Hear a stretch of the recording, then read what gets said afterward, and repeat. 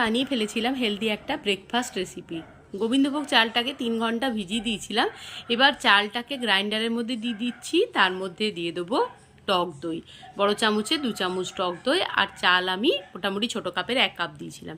এবার জল দিয়ে স্মুথ পেস্ট আমি বানিয়ে নিয়েছি। এবার পেস্টটাকে ওর মধ্যে ঢেলে দিচ্ছি। ঢেলে দেওয়ার পর এর মধ্যে দিয়ে দেবো নুন আর গোটা জিরে।